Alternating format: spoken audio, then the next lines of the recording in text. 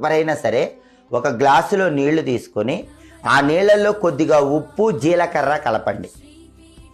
అలా ఉప్పు జీలకర్ర కలిపిన తర్వాత స్పూన్తో బాగా తిప్పి ఉప్పు జీలకర్ర కలిపిన ఆ నీటిని మీ ఇంటి ముందు భాగంలో చల్లండి. దీన్నే ద్వార శుద్ధి అనే పేరుతో పిలుస్తారు. మహిళలు ఎవరైనా సరే వీలైనప్పుడల్లా సాయంకాలం పూట ఈ ద్వార శుద్ధిని చేసినట్లయితే లక్ష్మీదేవి ఇంట్లోకి సులభంగా ప్రవేశిస్తుంది.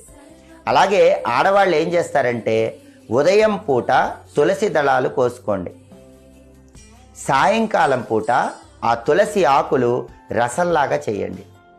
ఆ తులసి ఆకుల రసాన్ని సాయంత్రం 6:30 తర్వాత కొద్దిగా మీ ఇంట్లో ఉన్న అన్ని గదుల్లో చల్లండి. నెగిటివ్ ఎనర్జీ మొత్తం పోతుంది. లక్ష్మీనారాయణల విశేషమైన అనుగ్రహం కలుగుతుంది. అలాగే